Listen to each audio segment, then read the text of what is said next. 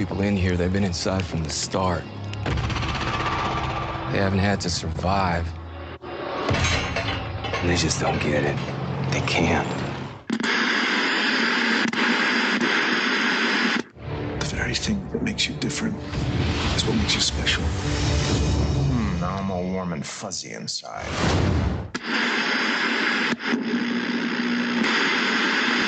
To fight for this city.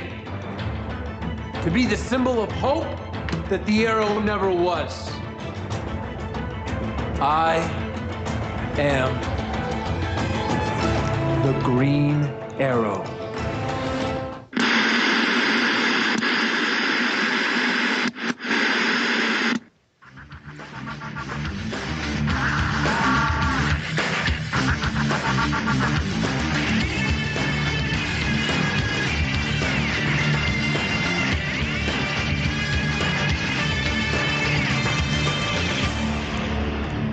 I am green. Hey everyone. Someone has a Legends of Tomorrow comic book. I got me a Legends of Tomorrow issue 1. Very nice. Yeah, with the firestorm. It looks very fiery. Yep, it is. It was basically what this was. This was a it was like 4 miniseries that was originally going to be released separately. Firestorm, Metamorpho, the Metal Men, and an adult version, like a grown-up version, I guess, of Sugar and Spike. So not this adult. Yeah, and no, not that kind of. No. Okay. Let's not go there. All right. So DC, in their wisdom, decided, well, sales are going to most of these will be horrible. So let's repackage them all together in one 80-page comic and release that as Legends of Tomorrow. Very nice. Because we don't have a Legends of Tomorrow comic because we have no idea of corporate synergy. Right. That's true. Yeah. So very true. So that's what the deal with that is. Excellent. I like it. I might have to go get me one of them. So I'm Charles, as you might imagine, and with me as always is the incredible Karen Lindsay. Oh, hi. Thank you, everyone. And we are the Fandom Zone. We are the Fandom Zone. Episode 52. Headed to 100 now, right? We're on our way. That's right. Not the new 52. No, not the new 52. Although 52 is the magic number in the DC universe. At least until it gets rebooted with issue 52. And we start all over. Always. In 2 months. Oh, that's coming. For those of you keeping up on the comics world. Yeah. But we've got a full plate again. Right, but mostly because of Daredevil. Yeah, mostly because of Daredevil, because we want to squeeze in 2 episodes of Daredevil this week to accommodate that, because next week all the DC CW shows come back. Right. So let's get in a couple of Daredevils. Let's get in a couple of Daredevils while we can. Yeah, exactly. Right. But in addition to those, we're going to cover the Walking Dead, episode 13, Supergirl, episode 16, Gotham, episode 14, Lucifer, episode 8, and Agents of S.H.I.E.L.D, episode 12. Correct. Correctamundo. A word I hope I shall never say again. Correctamundo? Correctamundo. Come on, that's the Fonz's word. I know. You can't be any cooler than the Fonz, right? You could be the Doctor.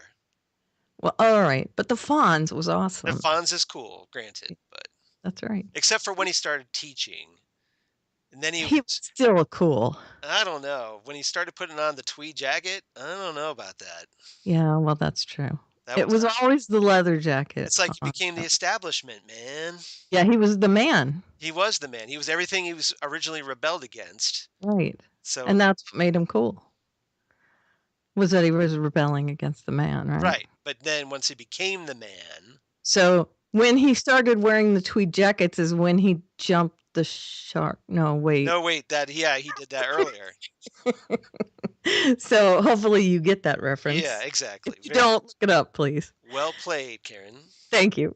So we're going to talk about The Walking Dead first, yeah? Yeah, let's talk about The Walking Dead. Jump right in. Sure. The Same Boat, written by Angela Kang, directed by Billy Gearhart. Okay. And I only have one story title. Okay. There was only one story in this episode. Okay, what's your one story? Seesaw sets. And that might be By the seashore. yeah, that might be cryptic, but they used the Saw set for that episode. Yes, they did. I remember reading that. That's cool. Right. So that's why I used Seesaw set. It was a nice little grungy little set, wasn't it? It was, yes. And honestly, I think that was really the only storyline, was that whole thing with the girls, and then of course the rescue at the end. Yeah. So nothing else happened really. Well, this was a really unique episode of The Walking Dead in the sense that it's essentially, with the exception of one character who really doesn't matter all that much, it's a very female-centric episode. Right. I mean, Except for the guy who got shot. That's the one you've got Carol and Maggie being held captive by a group of saviors Mm-hmm. that include Alicia Witt as Paula. Yes. Who we were so excited was coming on the show. Right, and she was great on Talking Dead afterward. Yes. Yeah, sadly, doesn't look like she'll be around. No, that's it. Apparently, it's just a one-off. Yeah. But and then there's this character called Michelle. They refer to her as Shell. And then smoking, or like chain smoker Molly. Mm-hmm. And then Donnie, who's injured. Right. But it's pretty much the women. And I thought this was really cool because it had a different vibe to the episode as a result. It was much more a character study than a gore fest. Right. I mean, because in the past, you've had Rick versus the governor, or Daryl versus rednecks, or whatever, or a bunch of people outside. So this kind of battle of wills going on between Paula and Carol and Maggie, I thought it was very fascinating. I did too. And it's always a character study, don't get me wrong. I think every week there's a character study. But this week it was just completely character driven. Right. There was almost no zombie-ness happening. Except at the end, really. But. Right, at the end. And it was more of an incidental zombiness. Like, oh, there's some zombies here. Yeah, they're just more like tools than they are anything else. Right, exactly. And everything else was just this battle of wills between the women being held captive and the women holding them captive. That's really all it was, which was amazing. And it made for a really great story, I thought. It was gripping television. I just adored it. So we have essentially, as we said, this is following up from last week, where we kind of see it at the beginning, where we see how Carol and Maggie were kind of captured by Paula's group. Right, a little expanded. Yeah, and we kind of fill in the little missing bits of information, like, okay, how did this happen? Well, now we know. Right. But and we have like Primo, their guy, held hostage by Rick's group. Right. But But they're off in the distance, and that's really until the end of the episode. That's the only glimpse we get of them. Pretty much, and that was cool because it's like, yeah, let's get rid of them for a while. Let's kind of focus on these two characters who are great. Yeah, and it was driven by Carol and what was her name? Paula. Yeah, Carol and Paula were really the main two characters in this episode. Right, but you do get some great Carol and Maggie scenes. Yes. As well. Yeah. And I guess that's something that the actress who plays Maggie. Yes, they wanted. Was lobbying for. Yeah. Yeah, they definitely wanted to work together because they hadn't really had a lot of scenes together. So that was, I'm guessing that was really cool for them. And also, Alicia Witt said that it was like a dream come true for her to work with the woman that plays Carol as well. Yeah, apparently she's been watching The Walking Dead. So it's like a celebrity fan who gets to be on the show. And well, that seems to echo almost every time we see a celebrity who goes on the show Right. in a guest role, they say, "I've always wanted to be on The Walking Dead." That seems to be like one of the things we hear over and over when they go on The Talking Dead. So I kind of wonder if a lot of these celebrity fans like tell their agents, they say, "Oh, hey, keep checking with The Walking Dead, and if an opening comes up, let me know because." Right. Well, in her case, she didn't even know until after she had gotten the part, but it could have been Right.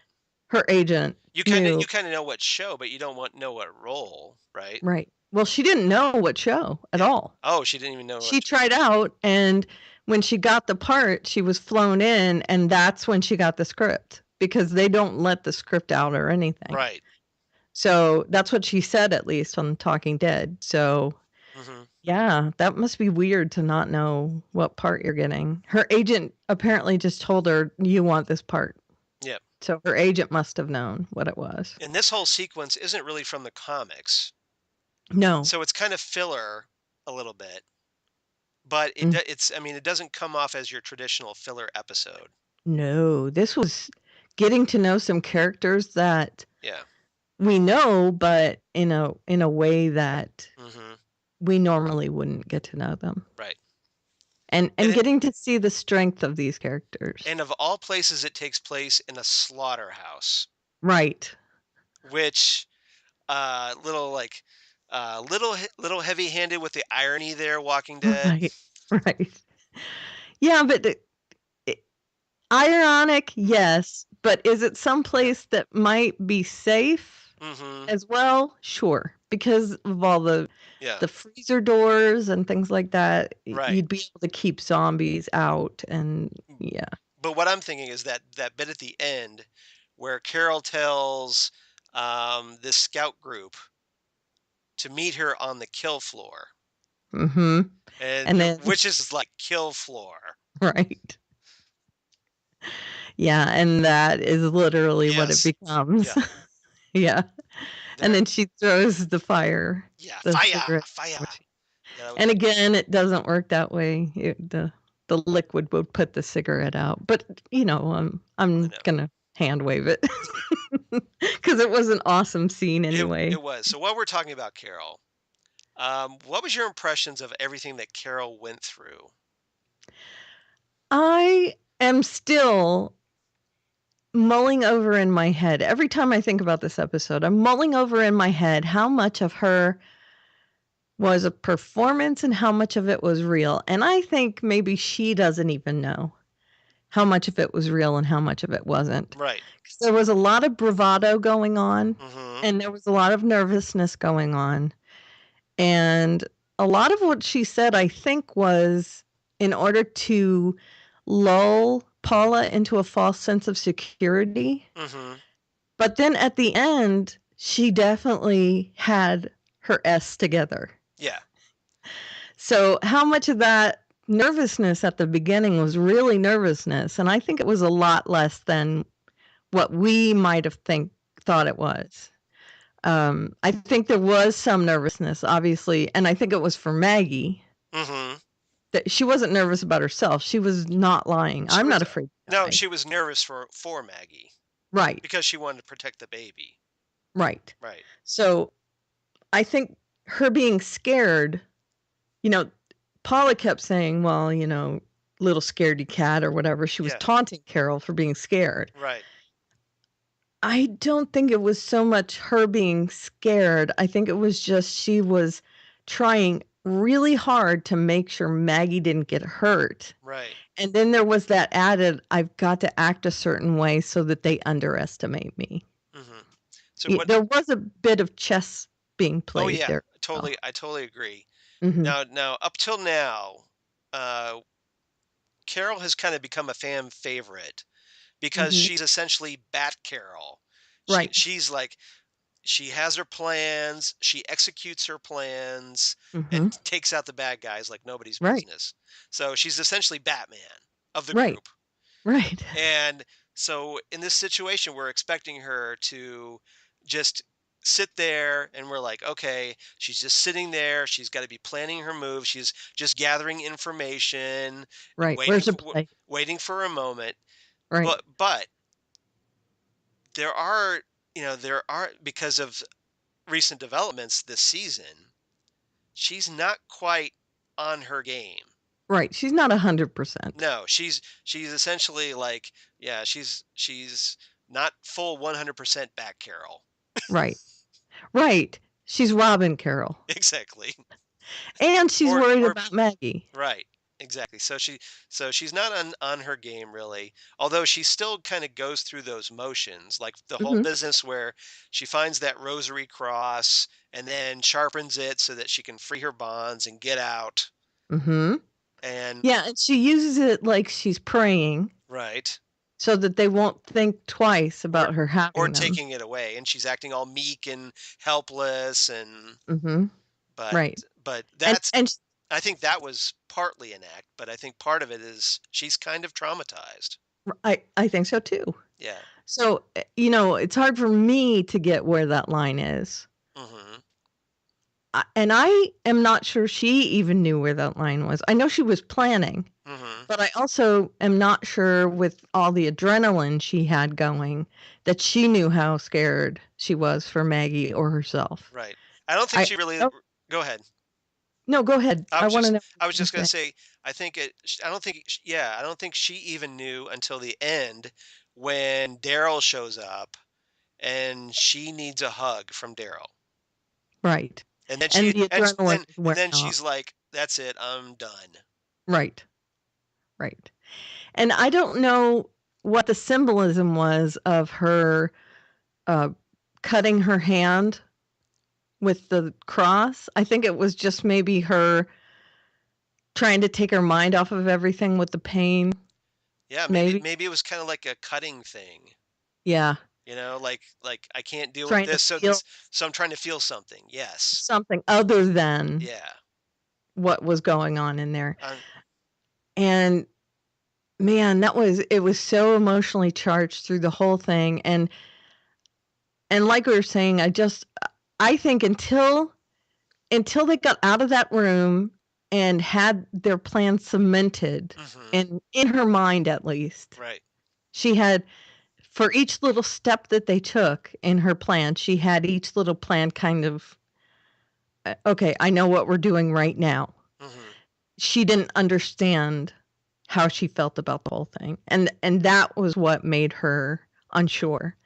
But as soon as they got out of that room, she was Batcarol again. Right. And I would say 99% Batcarol because there was still some nervousness with Maggie, and Maggie stepped right up. Yeah, Maggie did. Although there's that one scene where S.H.I.E.L.D. kind of slashes at her stomach Mhm. and cuts her shirt, Right. and Carol just kind of freaks out and then blows Shell away. Right. Headshot. Well, she's not going to let anyone hurt Maggie. No, but I mean, up till now, Carol's just been kind of actually a little hesitant to kill someone, Right. and then all of a sudden she sees Maggie being possibly injured, and that just snaps her back into Batcarol mode. Right. Maggie and the baby, Yeah. which was the big deal, I think. Right. And that's her mothering instinct. She's thinking back to how she failed her children. Right. And that, And not to mention, that's not Lizzie, look at the flowers and all that. So yeah, there's a lot going on there. right. And yeah, it was just so great. And I think that they talked about this a little bit on Talking Dead, and I've seen some conversations about it, how Paula and Carol are kind of mirror images of each other. Yeah. Like how they could be Yeah. friends if Well, it was a different situation. yeah. Paula seemed kind of to be a little bit in the same boat that Carol was before the Hmm. zombie apocalypse. Right. We find out, we do get the story, kind of Paula gives her origin story Hmm. where she says, and I've got it down here, she says, she tells Carol that she was a secretary before the apocalypse. She fetched coffee for her boss, made him feel good while reading inspirational emails to make herself feel good. Right. And then she reveals that when the end, everything started going down, she killed her boss so that he wouldn't drag her down with him, Right. and says that it made her stronger. as a result. Exactly. But he wouldn't let her leave. That's why she killed him. Right. And that's kind He of what wouldn't let her leave to go home to her family, so she right. never got to see her family. And that's kind of what Carol went through a little bit with Ed, Mm-hmm. where Ed tried to keep Carol under his thumb until he ends up biting it, and then Right. once he's dead, then Carol begins to blossom. Blossoms, right. Yeah, she grows out of that weed Right. that was her husband. That was strangling her. Yeah. Yeah. And that was early on, but she took a while to grow out of that. And Well, she had a I long road think, to go.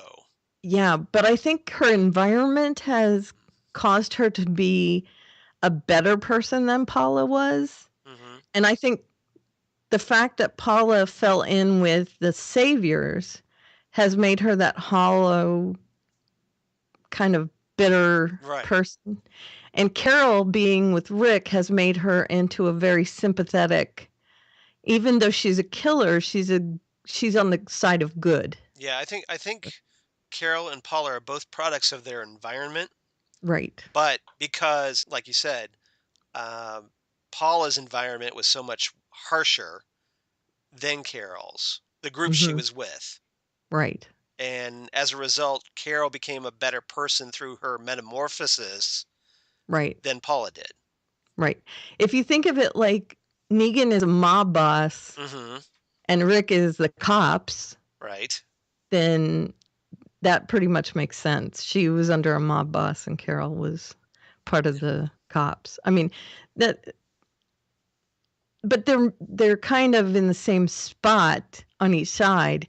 And I loved seeing the dynamic between the two of them because there were looks that they would give each other that would say, you know, I would really respect you if we weren't in this position. Right. And that made for a really nuanced performance between the two of them. And I loved that. And then the scenes between Maggie and Carol, when no one else was in the room, they were also emotionally charged as well.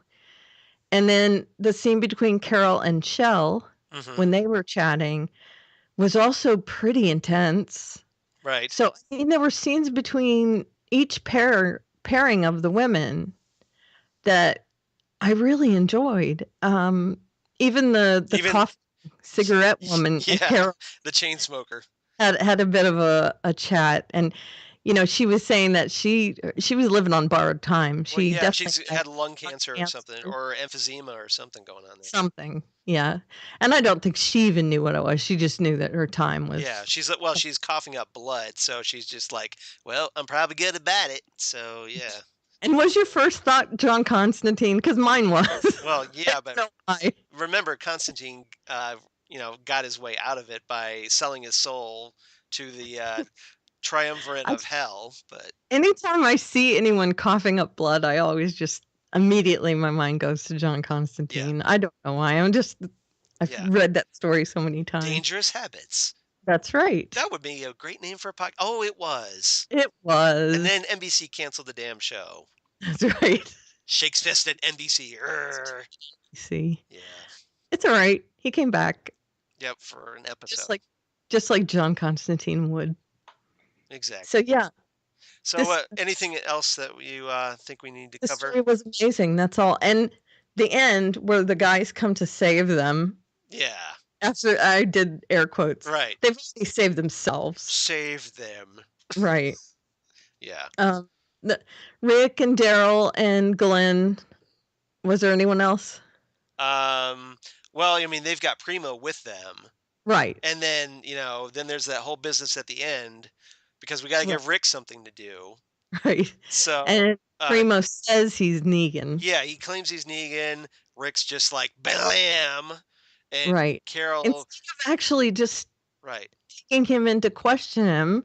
Right. Which might have been smart. Yeah, I think it was a little rash on Rick's part, but he was a little upset, emotionally charged because of the hostage situation going on. Right. So, but yeah, you're right. It would have been a lot smarter. This is and this kind of like why Carol needed to be in charge. Right. But If women ran the Maggie, world. yeah, exactly. If this was Maggie or Carol's group as opposed to Rick's group.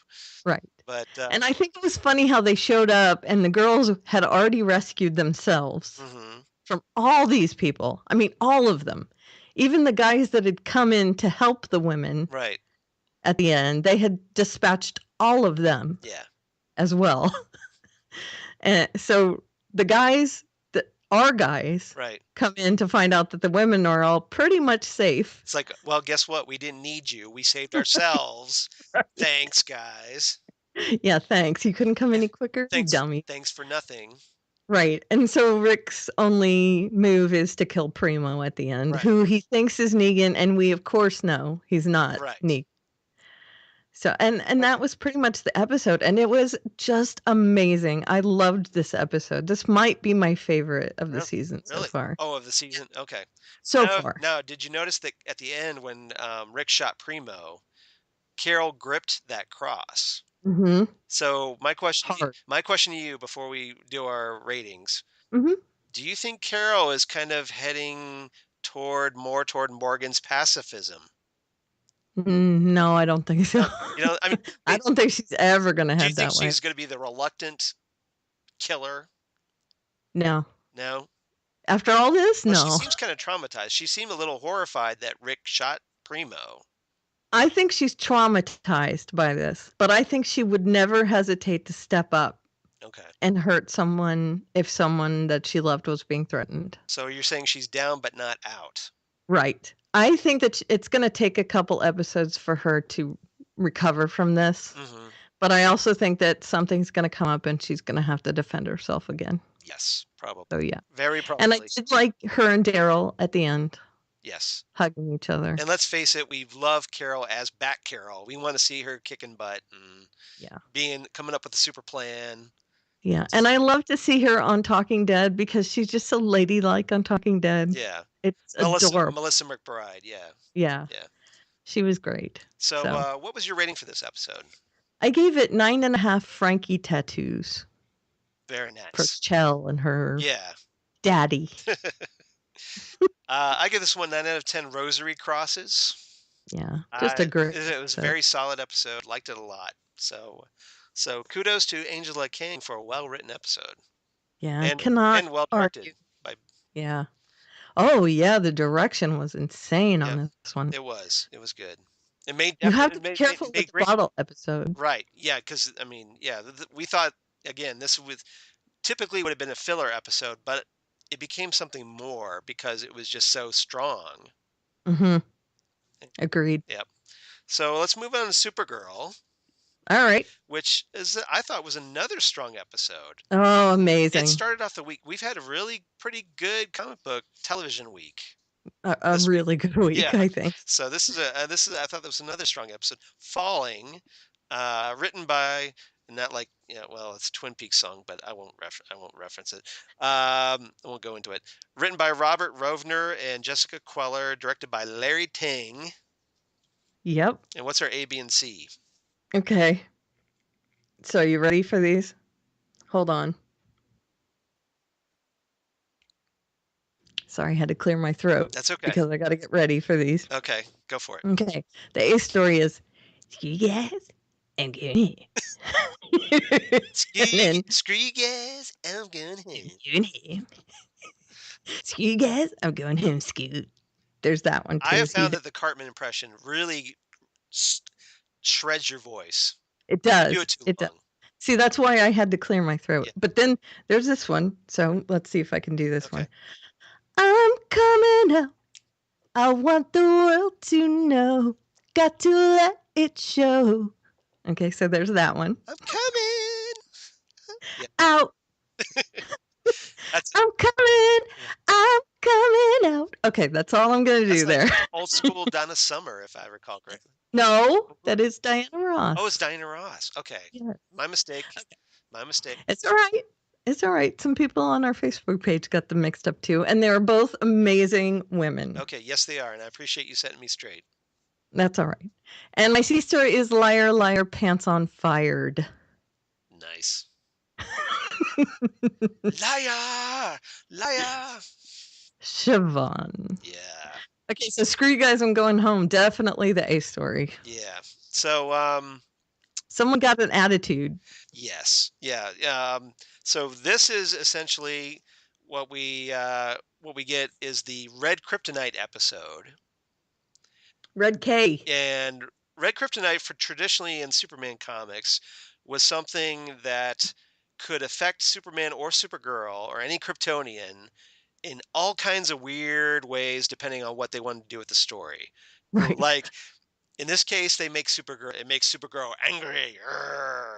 Right. And all ragey, but sometimes it gives Superman like an ant head, or like turns him into a ghost or whomever, so Right. weird stuff goes on. Right. Until it wears or it off. Makes them weak. It can make them weak too. Right, but traditionally, yeah. Yeah. And so this time they use Red Kryptonite here to make her just all ragey. Ragey, and to loosen her inhibitions as well. Exactly. And we find out over the course of the episode that this was something artificially created by everybody's favorite recurring Lex Luthor wannabe, Maxwell Lord. That is correct. Right. Yeah. And so it was all part of the plan, tucked away in these little crashed satellites. So yeah, just to kind of see how it would affect her. Right. And boy, did it affect her. It did. And there's going to be more repercussions, I think. And that's one of the things I loved about this episode. It didn't press the magic reset button at the end. Everything's not all hunky-dory. Nope. There are repercussions from this. That's right. And so it did not end happily. No. So let's kind of go through this a little bit. Sure. We've got Kara ends up developing this really abrasive attitude. She starts wearing she basically finds her fashion sense. Well, she starts wearing an outfit like Non's group does, kind of. Well, no. First, I'm going to talk about at the office. She starts. Oh, right. She starts dressing up, looking more sophisticated, more adult. Even Kat references that. Hey, you finally decided to stop wearing those frumpy clothes. I forget exactly how she said it, but she said it. And and she gets that. She's not intimidated by Siobhan at all. Right. Or Kat. She basically has no S to give. Right. Right. Zero F's to give. Right. Yeah, she tells Kat also. She takes Kat's private elevator. Yeah. And she says, if I take your elevator, then your coffee will still be hot. And snap. Yeah. And Kat's just like, okay, I'll buy that excuse. Right. As long as I get. She's still not happy. No, but she can't say no because it's like, well, my coffee's hotter. Right. So yeah, she can't really go on about it. And then she ends up later fighting this Kund. And how great, if you're a Legion of Superheroes fan, how great was it to get the Kunds? Although they call them the Cahuns. They put a little apostrophe in there. Right. And he's not wearing the metal suit. No. He was just dressed like a hobo in this. Well, he's on Earth, so he's slumming a little bit. Oh, okay. Yeah. Okay. Yeah. I like him in the metal suit better. Yeah, exactly. But it was cool. So again, I'm kind of wondering, are we teasing the Legion of Superheroes? That's 2 Legion references so far. Right. Right. Because the ring. The Legion flight ring and Solitude, and then this. So I'm hoping. I want to see Supergirl and the Legion of Superheroes make it happen. That would be awesome. That would rock. And so she fights him. She's like, "Oh, you're not worth my time." 2 snaps and a twist. Go away. Move along now. Go away, little Kund. Yeah. And so make sure to emphasize the D in that. Yeah. Kund. Yeah. We won't go there. Kund. Yeah. So Alex and Hank get upset, of course. They notice how she's acting. Kara gets into it with Hank for hiding his true identity as the Martian Manhunter. Right, because he could be out doing stuff as well, and she shouldn't be doing all this heavy lifting. And apparently Hank took this, took this to heart He took it to a heart. little bit. Jean, yeah. So, yeah, We can call him Hank. yeah. I just want to call him Jean. I would just like drop the Hank No, stuff. He's John Jones. no. Well, we can drop it Yeah. now. Yeah, pretty much. Um, so Kara ends up finding out that Siobhan planned to give the story of Supergirl letting the Kun go to the Daily Planet, hoping that Perry White would give her a job. Right, because she is floundering Yep. at Catco now. And now that she's evil Kara, she prints off the email, deletes the actual email, Right. gives it to Kat, Mm-hmm. and who immediately fires Siobhan. Right. And it's something that we talked about That's kind on of Made like of Steel. story. I'm sorry, I kind of jumped into that a little. No, it's all right. We talked about it on Made of Steel because who's in the right there? Yeah. Well, I think they're both kind of in the wrong. Right. So I think there's enough blame to go around there, but it works to Kara's benefit. Sure. Because hey, I get rid of my office rival, Mm-hmm. and who probably won't become a supervillain and come after me as a result. Right. Right. But it also worked against her in that didn't out her, but also Kat outed her in a much worse way. Yes. In this episode. So yeah. And then of course, I mean that whole picture would have that could have been explained away. And Kara's attitude kind of culminates in the scene between her and Kat later on, where she throws Kat off the side of a building. Yeah. And then kind of watches for a little bit, then goes down to get her, and just to kind of like prove her point that power. She's got the power. Right. You're not the most powerful person in National City. And that's kind of where it all goes down. Right. And that ties into her little cameo on the talk. Yeah.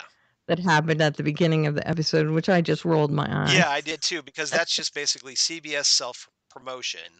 Right. Because CBS owns the talk. Now, the only good part about that was that, what's her name? Lana from Archer. Oh, yeah, I know who you're talking about. She's on the talk. Yeah. So I like her, and she got to ask the nerdy question. Unfortunately, not as Lana Kane. No. Without how great those. No. She goes, yup. Yup. She gets to ask the nerdy question, but otherwise I was just like, oh, come on, Les Moonves, you put your wife on Supergirl, please. He's the CEO of CBS, by the way. Yes. His wife is also on the talk. She's the worst. But anyway. Gold digger. Oh. You think? Excuse me, that got caught in my throat there. I don't know where that came from. Yeah. So and synergy. Yeah, I know. I don't mind synergy when they do it right, but this was not. It was blatant and forced as all get out. Right. And to go on the talk, I mean, the talk has nothing to do with Supergirl. How embarrassed do you think Calista Flockhart was to do that scene? Really embarrassed. She didn't even really. I mean, I know it was kind of in Kat's character, but she didn't even look at the others. She just stared straight ahead at the camera. Right. Well, she did take one look at Sharon Osbourne when she did the zing at her. Right. But otherwise, it was just right at the camera the whole time. It was terrible. Yeah, it was. They must have been embarrassed. I would be. Yeah, each one of the ladies got one line. Yeah. And then Callista got like a line back at each of them. And then I was like, oh, God, this is the worst. But they made a point to say that she was the most powerful person in National City, because it's not just woman in National City, person. Yeah, we have to be politically correct. So, yes. Right. Oh, she corrected them, though, because they said woman and she said no, person. Mm-hmm. And then this is to get back to the throwing out of the building. Yeah. Supergirl, Kara, has to prove to her, no, you're not the most powerful person. I am. Right. And ouch. Yeah. And this snowballs the events so that Kat ends up going on television and telling everybody in National City, especially that poor little girl who gets saved by bully or rescued from bullies by Supergirl. I That know. little girl dropped Supergirl like that. Not really a lot of Yes. loyalty there. I thought it was a No, little but quick to, be throwing away the costume and all that, but yeah. I get why you're selling it, but yeah, yeah, so it was a great scene. very Spider-Man of It was her. it was, and it was a great scene at the beginning where, yes, Kara rescues this little girl from bullies and says, "Oh, hey, Supergirl's my friend, and how cool am I?" But and then she the little girl ends up kicking Supergirl to the curb thanks to Kat, along with Mhm. the rest of National City. Spider-Man's her Yeah, outfit exactly. So right in the trash yeah, can. yeah. All of a sudden, Cat Grant turns into J. Jonah Jameson. Right? I hadn't really caught that reference about the costume like Peter Parker in the trash can, but It looked just I'm like that. guessing that's probably what it was. It was an homage to I think so. Spider-Man No More, but yeah. Yeah. Well, I mean, as homage as it can Yeah. get coming from Yeah. DC, but I think it was a I little think you're bit. right. I think it was. Yeah. So now Cat is talking about that menace, Supergirl, Mhm. And she is very Jonah Jameson about pretty it. much. Yeah. And apparently now there's going to be repercussions because that doesn't get all cleaned up. No, and she did a bunch of stuff on this Yeah. around the city too. She blew up some cars Yeah. and Yeah. she was not happy around the city. Yeah. And not just that, but they go out to stop her, Right. the DEO, and they have some sort of a gun, right? Some sort of Yeah. a Well, basically, they get Max to invent this weapon that will, create the antidote that. So right they have to shoot her with that. But before that, though, there was a great little Superman 3 homage. with the Yeah, with the peanuts. peanuts. Fantastic. Now I'm going to go on record here. Superman 3 is my most hated Superman film. Yes. Comic film. It's Superman 4 is my See, I like 4 most hated. better. 4 is at least somewhat watchable for me. I can't watch Superman 3. I Okay. can't watch Which one's the one with Richard That's Pryor? Superman 3. Okay, then it's 3. Yeah. I can't watch Richard Pryor being goofy, and I can't watch Superman getting attacked in the Atari 2600 video Right. game at the end. It's so bad. Okay, that's the one I Right. hate too. However, that scene. Right. Because for those who haven't seen Superman 3 with Christopher Reeve, there is a scene in a bar. Now, Superman has been turned evil because of tar kryptonite. Right. This artificial kryptonite that Richard Pryor alters with the substance tar. Right. Which is dumb. It's like all of a sudden cigarette tar makes evil Superman. Right, which was them having an agenda. So basically his costume is all kind of darkened. His face looks he's got like rocking a 5 o'clock shadow.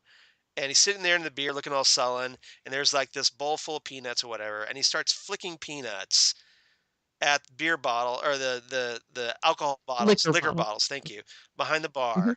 And he's just fing, fing, fing, fing, because of his strength, just starts shattering these things with these peanuts. Right. And the people are terrified of him in the bar. It's like, oh, evil Superman. Well, guess what? They reset it here with evil Kara at a bar flinging peanuts at right. bottles. And it's fabulous. Yeah. I love the homage. Right. I got it. Now, that movie stinks. Yeah. I agree with you. If that's the Richard Pryor one, which you say, and I believe you, then I hate that one. Yeah, I do too. But I remember that scene kind of fondly because it was funny. And if I could just pick that scene out of that movie and watch it, it's funny. Right. But I loved seeing Kara do that as a little homage to him. And it was funny. I mean, she's rude and everything, but watching her flick the peanuts and breaking the stuff behind the bar was, it was, if I was in the bar, I'd be terrified. Right. But I thought it was funny watching it. Flick, flick, flick, deadly. Right. So anyway, sorry. No, it's okay. And then, but Supergirl, after she gets cured by that weapon, She feels remorseful. She just breaks down in front of her sister. Well, no, wait, before we do Yeah. that. Oh, the Jean stuff? Yeah. Let's do that. Okay. So, in order to Before she gets scared. in order to take Kara down, Hank ultimately decides to out himself as or she's going to kill Alex. Yeah, or she's going to kill Alex. So, Jean takes the initiative to, like, okay, he shapeshifts right in front of everybody, reveals that he's the Martian Manhunter. Oh my God, the alien hunting DEO head is an alien. Right. And so they use that. They give that allows Alex to use the antidote on Supergirl. And they have an epic fight too. There's a pretty brutal beatdown, especially on TV. So that was pretty cool. Yeah, they ruined the front of Catco's building. Yeah. Pretty bad. Now, does the DEO pay for that?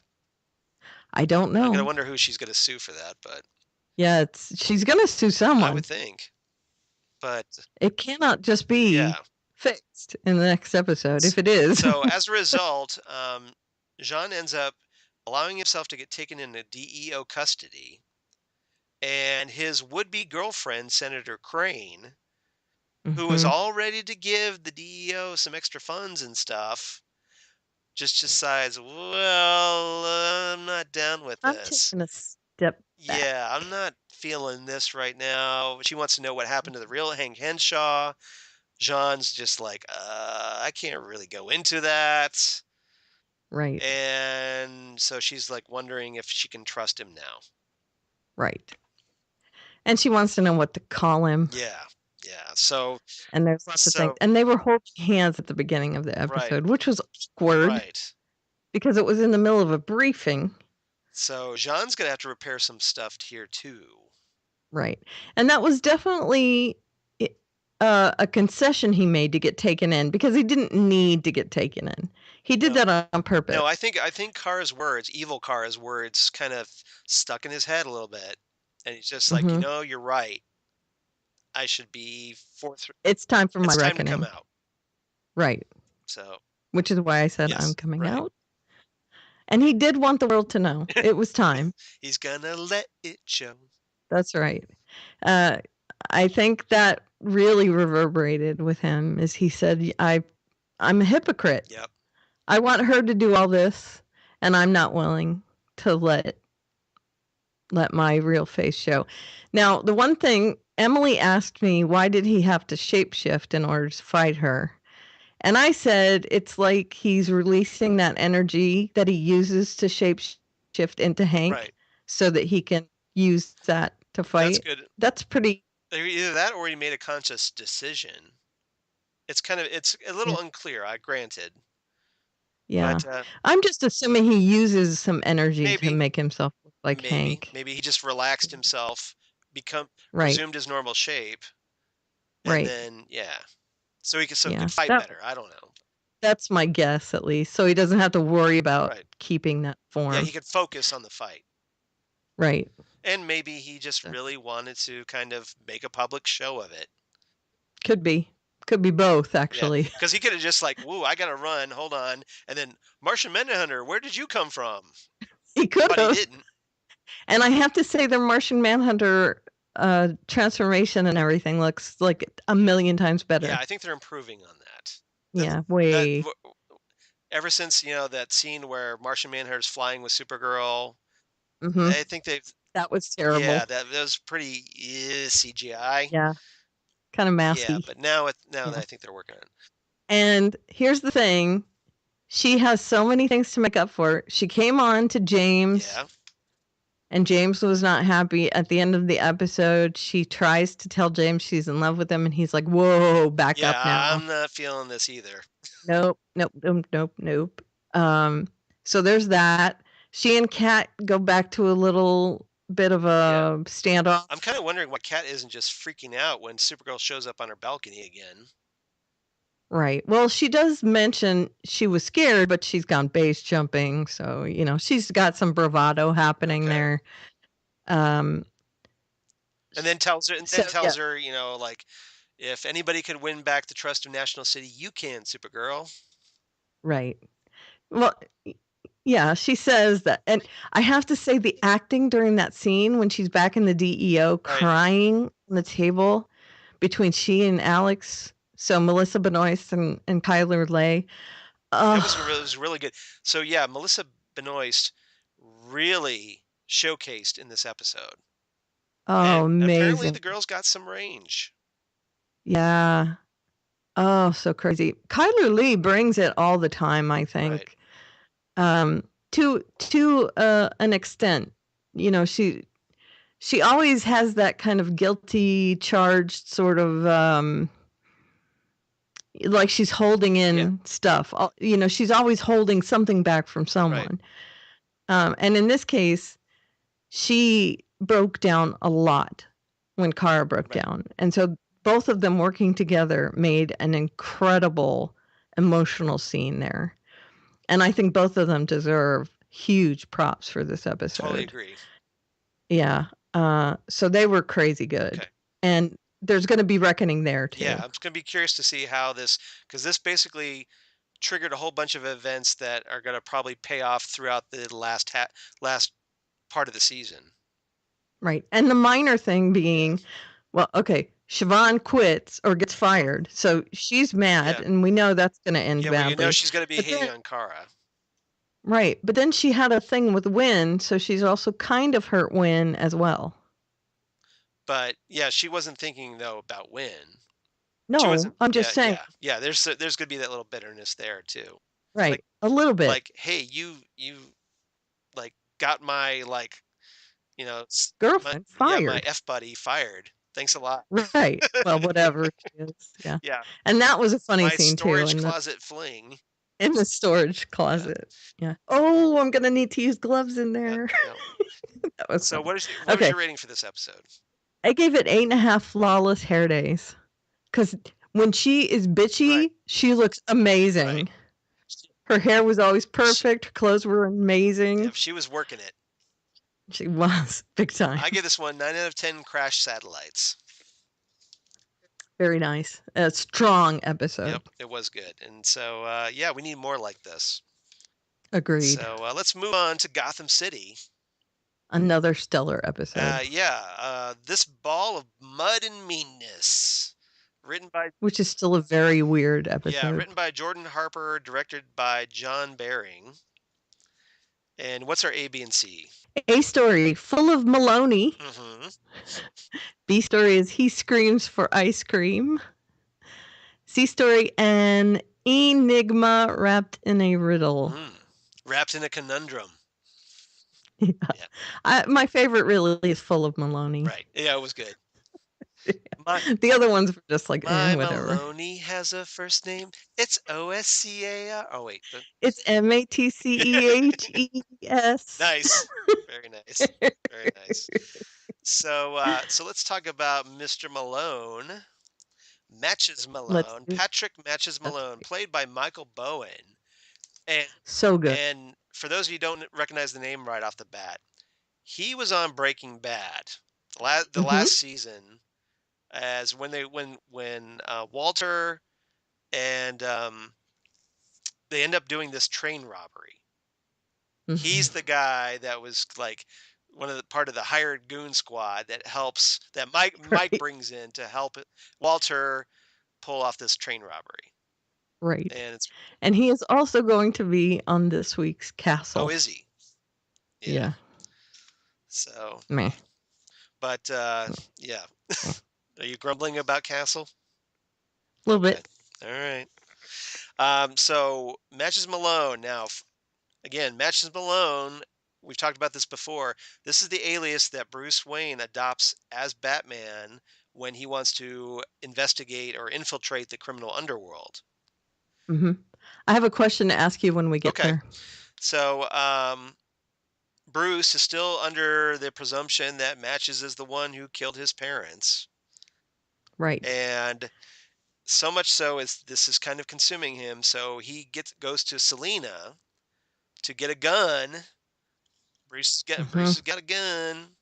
to go on the hunt. Bruce has got a Exactly. gun. To go after Matches Malone. They're trying to get some information to find out where Matches is. So he and Alfred doesn't tell Alfred about the gun. No, of course Yeah, not. this is his own little private vendetta. He's just gonna. But he and Alfred end up going to fight in this underground fight club. Right, with With Cupcake. Cupcake. Yep. And they're I like, playing Solomon Grundy. yeah, they are playing, and that was a cool reference, Solomon Grundy. But I like the fact that that Alfred calls him Mr. Cupcake. Right. It's great, right? Now, Mr. Cupcake. Yeah. And the timing is everything. Yeah. Line was Sean fantastic. Pertwee, always great to watch.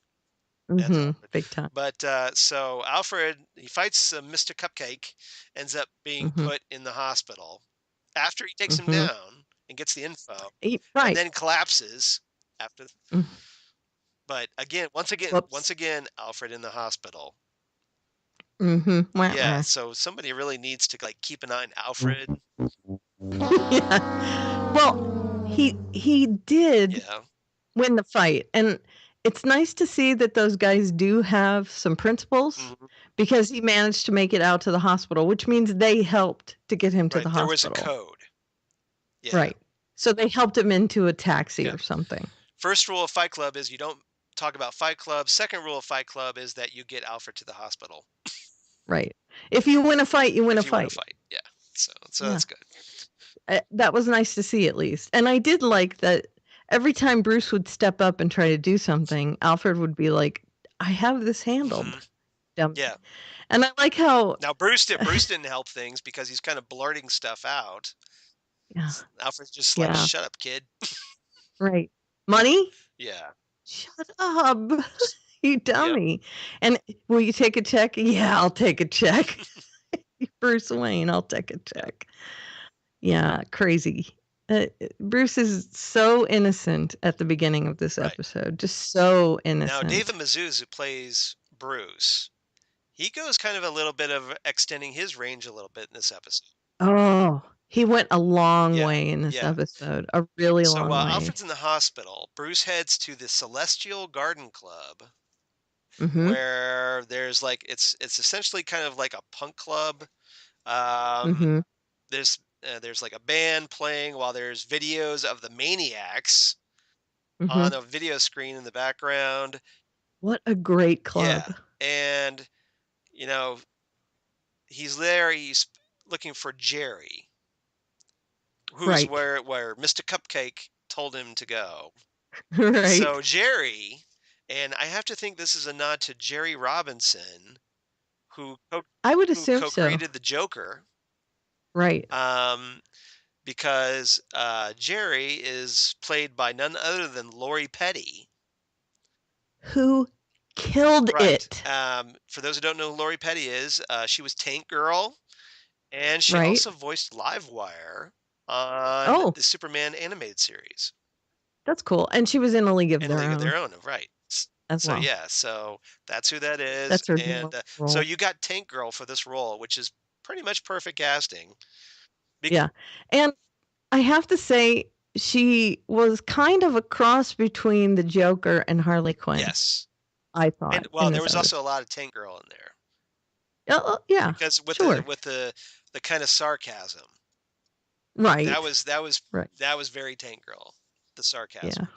And so, great casting, getting Lori Petty for this. She's got her face all, she has her face all done up, very Jack Nicholson Joker-like. Very Jokery. And yeah. So she brings Bruce through this club where he sees a lot of interesting stuff. And one of the things I thought was really interesting is that a lot of the people, I don't know if you noticed, you probably did because you're pretty observant, very observant. A lot of people were kind of resembled Batman villains in this club. Like I saw a Mad Hatter. I saw like I think it was a Penguin, and then some like other characters, but yeah, and there were other Jokery looking characters and other stuff. One guy had like a derby like the Riddler. So I think this was there were mishmashes. Yeah, it was like little subtle background homages to Batman villains. Mhm. And what I think was going on was it was saying that while these characters didn't exist yet, Mhm. the city was making Yeah. this It stuff was like a happen. foreshadowing. Yeah. Right. Right. This was the city. Right. Gotham is the city, and the city is happening right here in this Whether room, you like it or not. like a cauldron. Yeah, exactly. It's like a big crock pot of evil Right. that's coming, Right. Exactly right. and And it's bubbling. And she is Jerry right.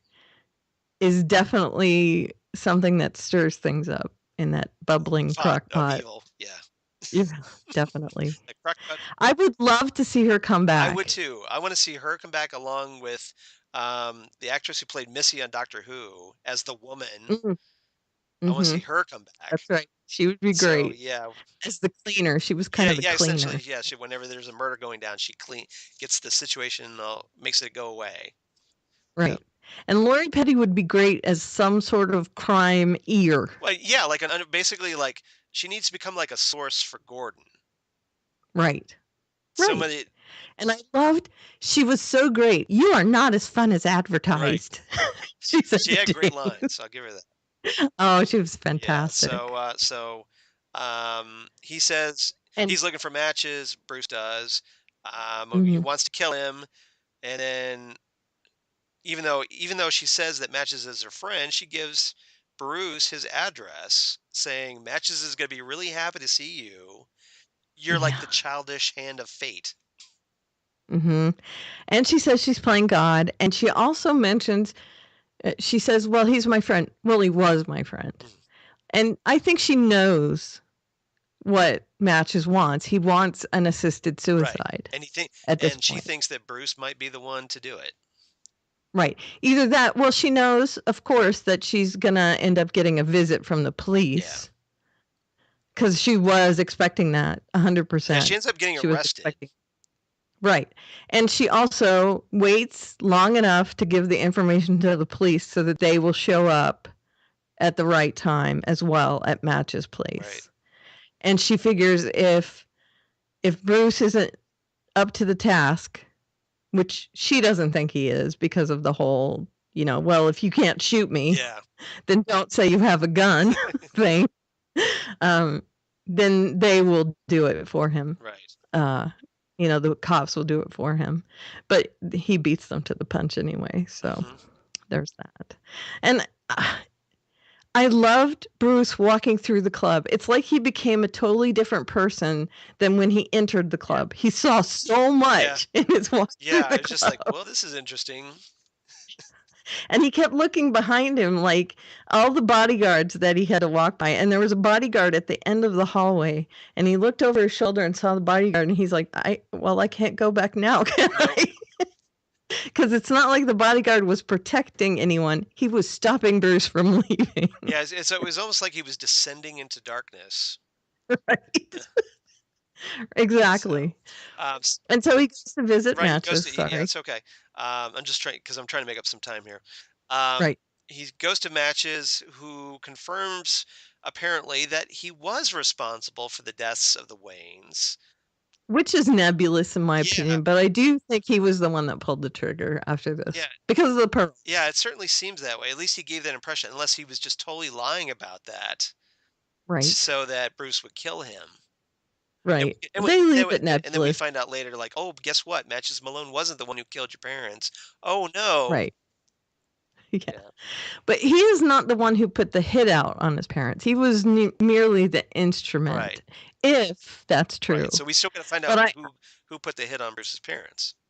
Right. So it's not solved, even if he was the one, which, again, I'm leaning towards the fact that he was the gun. As far as we know right now, I think based on the information we have to kind of go with the assumption that he was the one who pulled the trigger.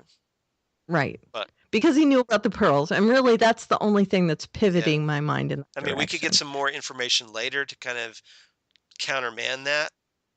But right, like someone knew about the pearls and passed it on to him or whatever. Exactly. But for right now, for all we know, we have to kind of go with that. I think that he was the gunman. Right. So.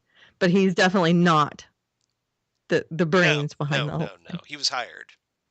He was Right. hired. So Matches asks Bruce to kill him.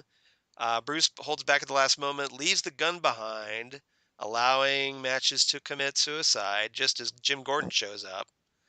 Right. And it's like, well, guess what? I didn't kill him. My Right. gun did. My unregistered gun. Yeah, well, it can't get traced back to him. Yeah, but his prints are still on it, probably. Yeah. But again, they did clean it up in the end with a little line of text saying, well, Bruce says that he killed his parents and that's good enough for me, is something he says at the end. Right. So, yeah. So that storyline's kind of wrapped up for now. Right. And at the end, he decides he's going to go live on the streets with Selena. Yeah, that's interesting. To learn the streets. Yeah. So our B story, he screams for ice cream. I'm guessing is there's really two, and they're both very small. I'm guessing it's referring to the Penguin. Right, the Penguin. So yeah, Professor Hugo Strange runs some more tests on Oswald. Declares him sane, and then releases him from Arkham. Although he kind of hints that, oh, I've got plans for you. Yeah. So here's my thought, and it's quick. Don't worry. My thought is that he's testing this serum. He gives him a serum when he's doing the conditioning, right? He's testing the serum to see how long it lasts in the outside world. Yeah. So he releases him, and he's going to keep an eye on him.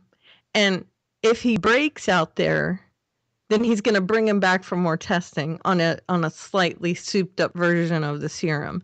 And this way he can give the serum to all of the patients he has down in Indian Hill, and he can make an army out of them they're all under his control with whatever the end product of the serum is.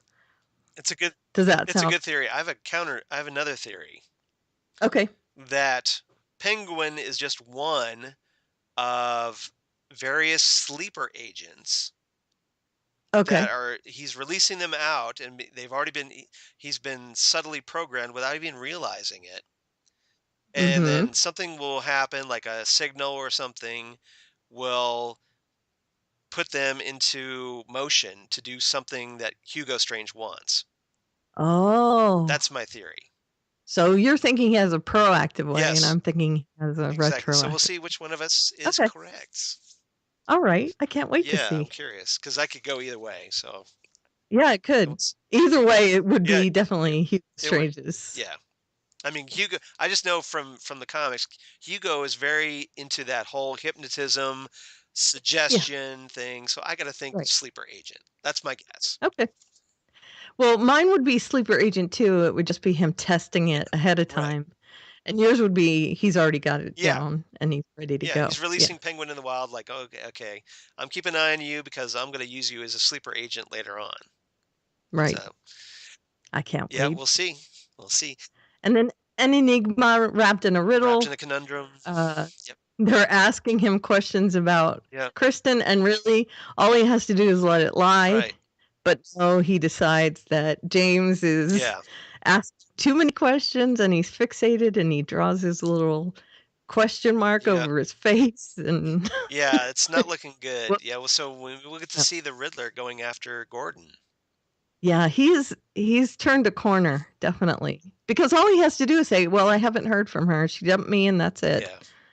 And that would even though all he has to do is just blame himself because he's been so sloppy about that murder. Right. He's such a dummy. We'll see. All right, so what did you give it? I give this one 8.5 out of 10 untraceable guns. We're on the same page. I gave it 8.5 newspaper clippings. Right. Of course, with question marks on them. Very nice.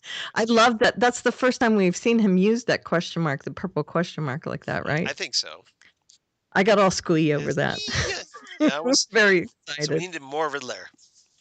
Yeah. All right, moving on. Lucifer. Et tu, Doctor? That's right. Which is Latin, of course, for et tu, Doctor. It's a reference to Caesar getting murdered. Et tu. Right. Kind of like you too. Yeah. Really? Yeah, you're the one backstabbing me. So, written by Jen Cao. Directed by everybody's favorite name, Eagle Eagleson. I love Eagle Eagleson. So, He's the best. all right, what's our A, B, and C? Cheaters never prosper. Mhm. And B story is, hey, jealousy. Nice, Hey, nice jealousy. nice Gin Blossoms reset. Thank you. Actually, Lori and I saw the Gin Blossoms in concert. Did you Yeah. really? That's Before awesome. before the lead singer sadly killed himself I know. and killed the band as a result. But Yeah. Yeah, but it's no longer thankfully we got to existing. see him before that happened. It was That's very cool. awesome. They were awesome. We went for it was actually a Spin Doctors show. Oh, Back when yeah. people liked the Spin Doctors. I still like the The Spin Spin Doctors. Doctors were the headliner, but Gin Blossoms blew them away. Oh, nice. So yeah. I would have gone to see that double Yeah, it was a bill. great double bill. That's amazing. Yeah, and I think Cracker opened. Cracker?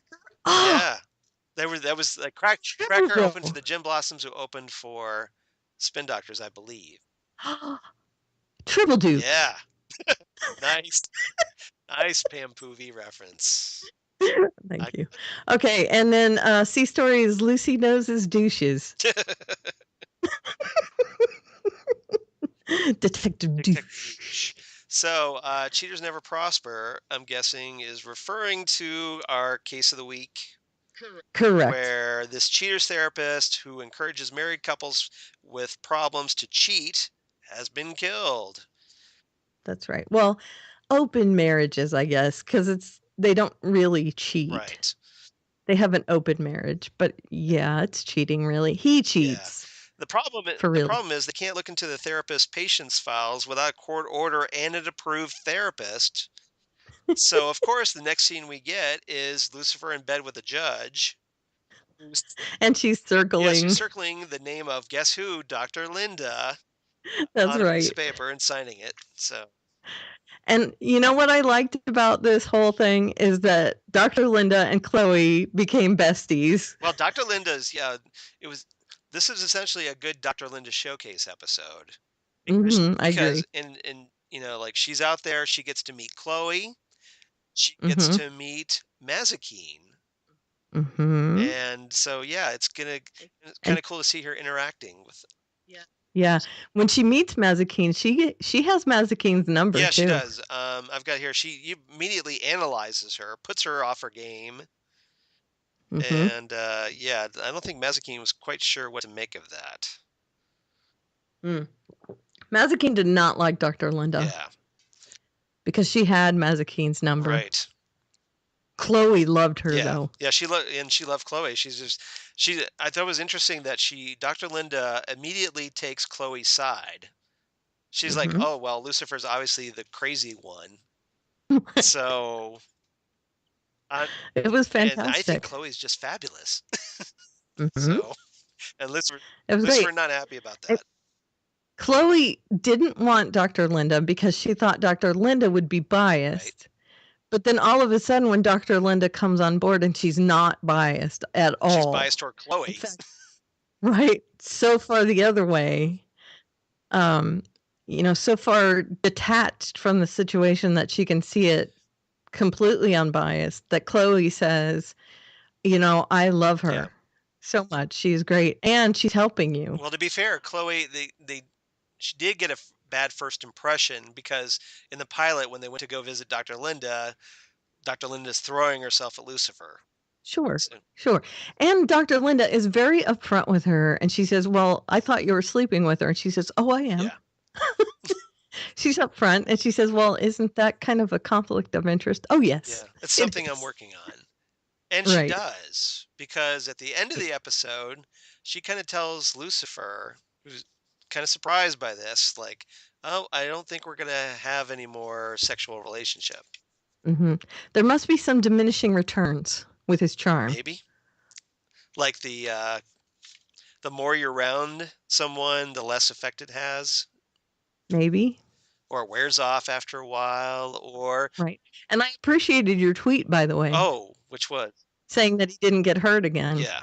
He kept himself out of harm's way yet again. Yes, your theory still stands. For those, quick reminder, Karen's theory that Chloe's the only one, or maybe Amenadiel, that can Right. harm Lucifer, because anytime any other character tries to harm Lucifer, something happens to prevent it. And he avoids Yeah. being harmed by them. So Yeah. Only magical beings. so your theory is still rocking. We'll find out. It may not come true. It may not be true, but still, It's fun to talk about. I'm still keeping an eye on Yeah. it. If it does happen, then I'll chalk one up in the win column for myself. So our B story. Hey, jealousy. Yeah, that's got to be Lucifer's jealousy over Chloe being with Detective Douche. Yeah, and Dr. Linda totally calls him on it. Big time. Yeah. So, yeah, Dr. He's Linda. unhappy about that. He gets upset when she's with Dan. Lucifer thinks that he should get to the bottom of Chloe's relationship with Dan, hopefully inspiring them to end it. Right. And it also helps him to solve the case. Right. Because he goes to Kleenex Boy, played by comedian Al Madrigal, right. whom I love, who is awesome. For those who don't know, he was on The Daily Show recently. He was a correspondent on The Daily Show. Yes. Jon Stewart was on. And he's fantastic. And he goes to talk to him about jealousy. Mm-hmm. And that's when he realizes that Al actually was in love with the doctor's wife. Right. And was mad for her, and that's why he killed the doctor. So he felt like he and that guy were completely different.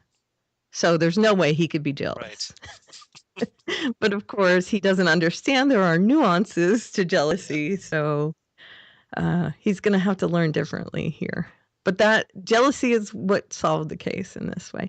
And also we got another amazing guest star, Jim Rash. Yes, from Community. Dean. From Community, yeah.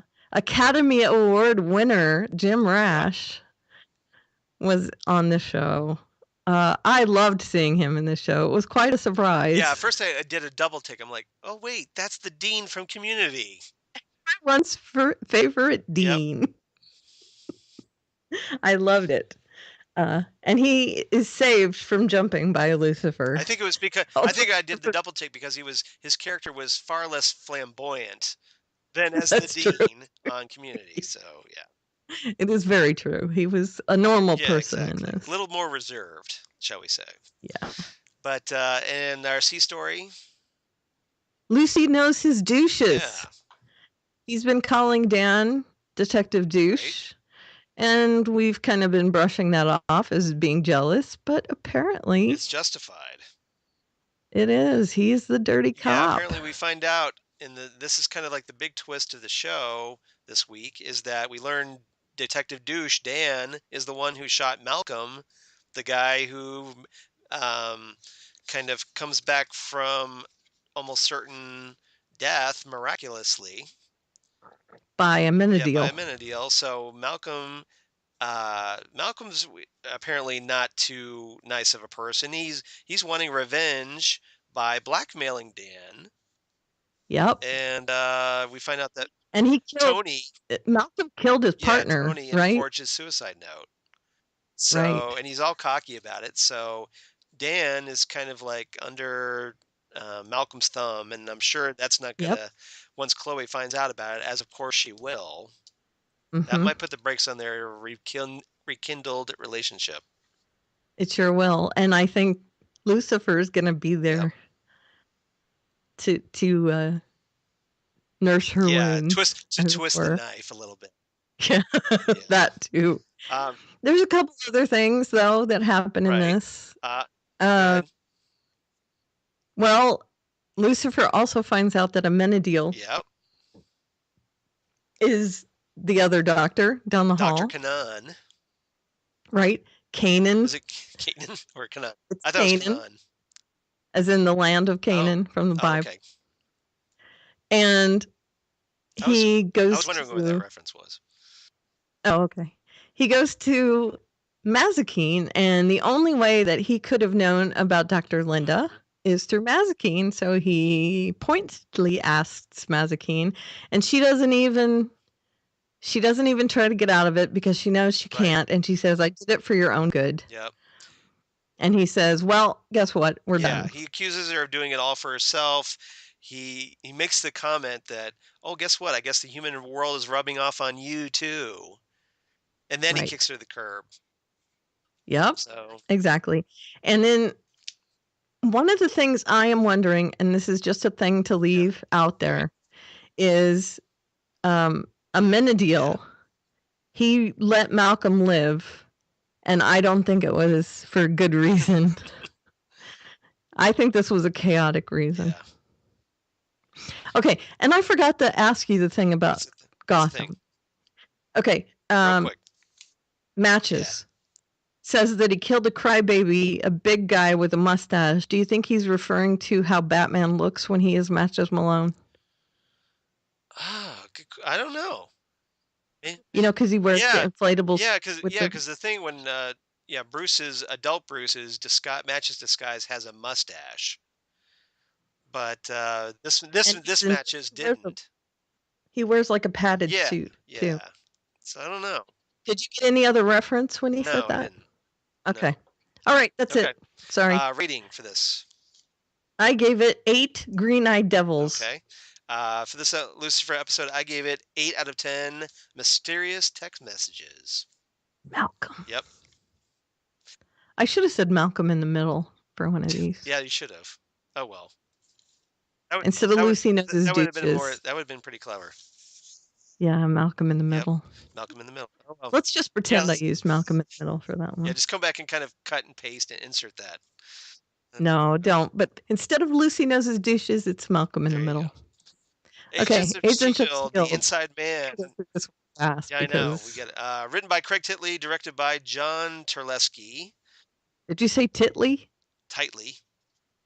Okay, I'm just saying. It's Titley, so pronounce that however you want, guys. I just like Titley. You said Titley. I'm guessing he pronounces it tightly. Probably. I would. I would too. Okay, so A, B, and C real quick. The new guy is a blockhead, as in a new guy around the block or whatever. Orders for his drones, and Lincoln revs her motors. Ooh. Okay, so the new guy is a blockhead. Yeah, that's, the dude. The dude? Oh, you mean the absorbing man, right? Well, the guy who's in charge of the absorbing man. You mean Glenn Talbot, played by Adrian Pasdar. That's right. And the absorbing man, played by Brian Patrick Wade, who we haven't seen since the first season. Right. He's awesome, though. Yeah, he is. So, very cool. Talbot, essentially, he and Coulson, because now that unofficially, or at least not publicly, Talbot is working for Coulson. They go to meet with these delegates from several countries to discuss Inhumans, accompanied by Talbot's bodyguard, Carl Creel, the absorbing man. Yeah, and Coulson is not thrilled about that. Yeah, and because Coulson ends up suspecting that one of the delegates is an inside man for Gideon Malik. Mm-hmm. Which is true. Right? And discover, let's see, what is it here? That he sends Hunter, Bobby, and Agent May to find out who, with Hunter, I guess they end up seeing the absorbing man acting suspiciously, and they end up finding that Talbot's son is in ATCU status pod thing. Mm-hmm. And he uses his hand, his fake hand, to take handprints of the delegates so that they can use the handprints. I was wondering where you're getting the handprints from. Which is awesome. Yeah, that's good. That was the little device that Fitz cooked up. Yeah, it was neat. It was cool. So one of the while this is going on, Agent May finds out that she intercepts this encrypted text from this Australian delegate, Ellen King, who says, we got to move him now, referring apparently to Ian Fessy, who Marvel Comics fans and Secret Warriors fans will know as Manifold, who ends up joining the Avengers later. after Secret Warriors. Hmm. And so I'm really hoping we get Manifold on Agents of S.H.I.E.L.D. How many car references could they have in this episode? Lincoln, Well, Manifold. yeah, I know. Yeah, and you had the Absorbing Man absorbing a tire. Yep, So you use all that's true. rubber. So there you go. So that That's was right. there. So yeah, it's good observation. There Hmm. was a lot of car references. A lot of Okay, so car things B happening. story. Orders for his drones. This is Hive Right. having his drones bring him more drones. Yeah. Essentially, the Hive is kind of racking up his minions, sprinkling them with that magical fairy dust or whatever that's coming. Okay, that was a cool effect when he stepped out from his body and the front of his body dissolved into the little drones. Oh, that was awesome. Yeah. And so the Hive he's getting his minions, and then he ends up um, the he ends up getting that kind of withered corpse shell that he's been inhabiting, Ward's corpse. He builds Mhm. that back up to full strength so he doesn't look all rib cagey. Mhm. Because he's absorbing Yes, people. exactly. He's absorbing their energy, Right. doing all kinds of stuff, and apparently it's not too pleasant because we hear screams and all kinds of stuff going Mhm. on. So he's giving the people around him Yeah. orders to bring him more people. Yeah. And Malik has no clue about this. Nope. So that's gonna bite him in the ass. I'm hoping that Malik will become one of those people. Probably. Mhm. And then C story. Lincoln revs her motors. Yeah. And then We get Daisy a doing little brown chicka bow wow. Yep. I was all ready Oh for it. yeah. Yep. Yeah, so we get Lincoln knocking boots with none other than Daisy. Yeah, we get a little shake and bake action, Bow now. Bow. which I love. I love that name, Bow. Shake and Bake. Shake and bake. I That's like got it to be too. that's got to be their ship name, Shake and Bake. It has to be. So Has to it's be. too perfect. What else could it be? And then, of course, we learned that Talbot was the inside man. Yep. And so he turns on Coulson. Malik shows up. They both try to convince the delegates that Coulson is Hydra. Mm-hmm. And that they should carry out their plans with Malik instead, namely the building of an inhuman sanctuary in Russia. Right. But Malik's not going to give his son back. Nope. So yeah. So Agent May ends up saving Talbot's son, allowing him to escape with Coulson. It's like all of a sudden, oh, I guess we're good buddies again, even though you tried to throw me under the bus. Right. But now they're going to work together. Right. I know.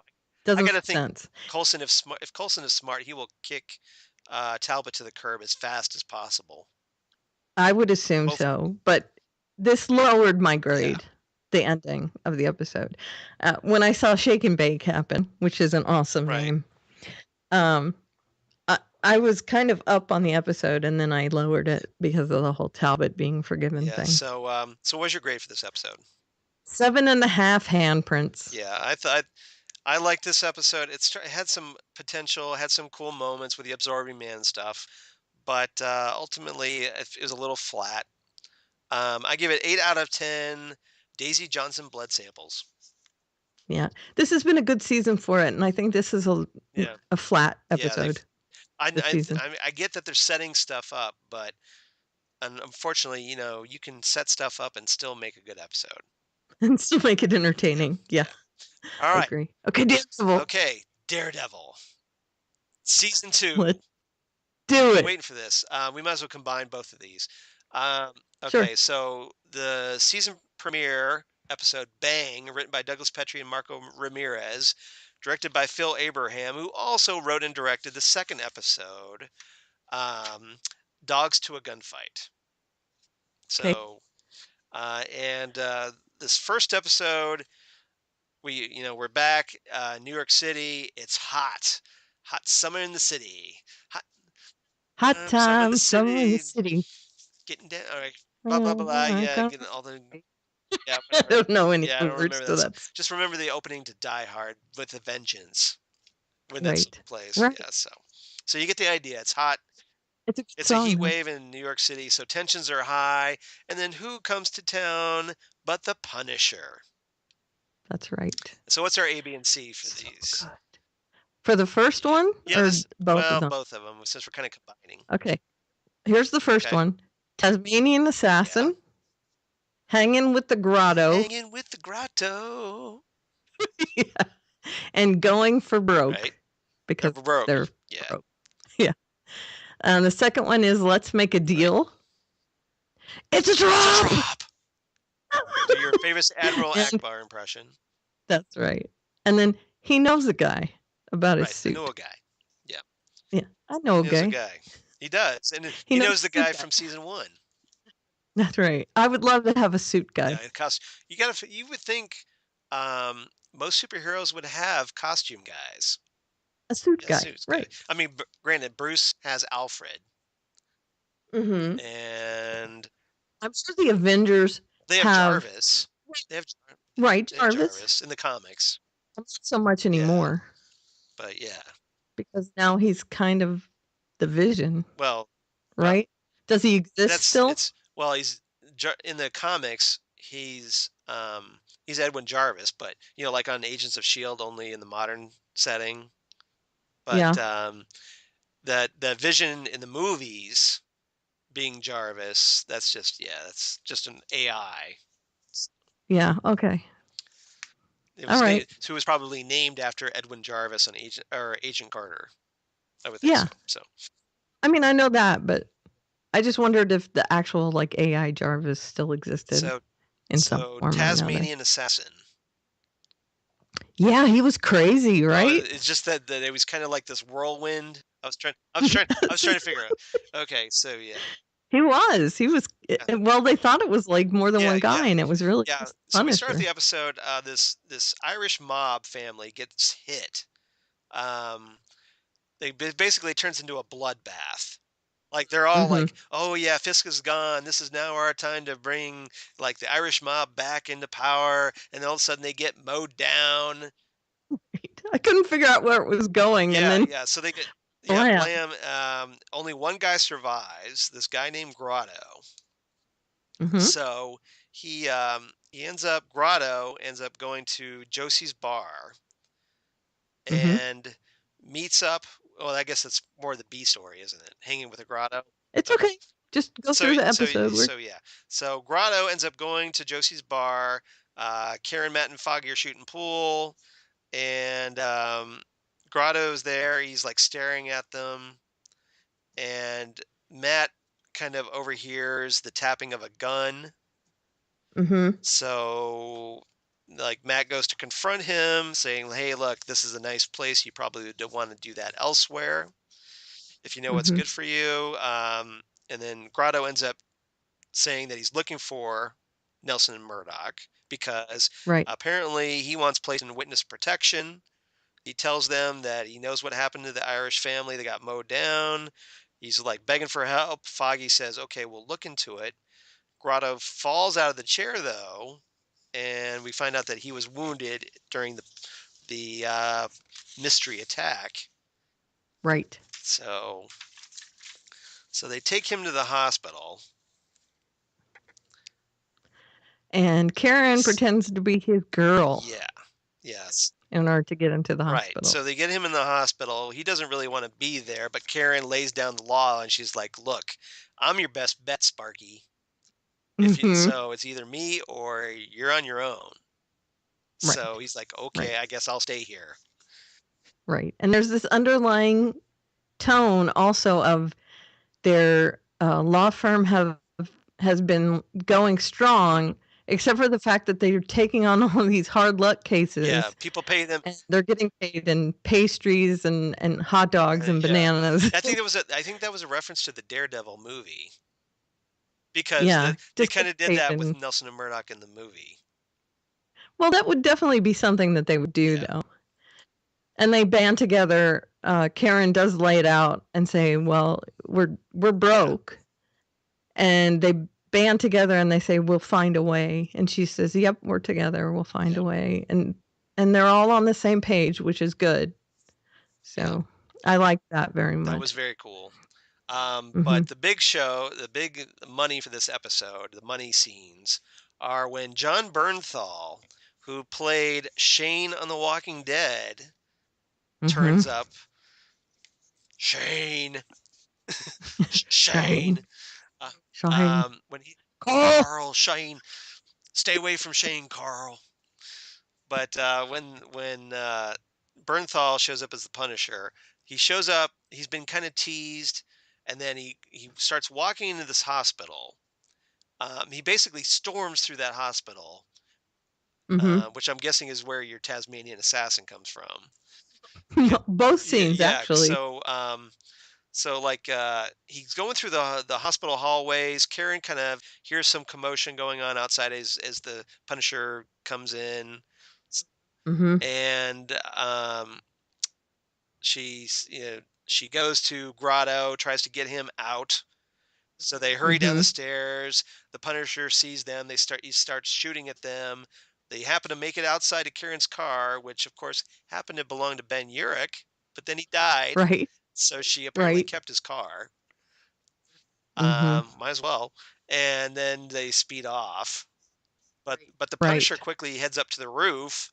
He's got his little sniper lens, and he's ready to take out Grotto when all of a sudden Daredevil finds him and kicks the gun out of his hand. That's right. And cool little roof. A fight. Yeah, we get this cool little rooftop brawl. Yep. Daredevil dodges a gunshot, starts trading blows with the Punisher. Punisher gets the best of him, though, leaves him lying on the ground and heads off. Daredevil chases after him. The Punisher draws a gun, looks at him while smiling or while aiming, and says "bang," and then fires. Daredevil is sent backwards, falling from the top of the building.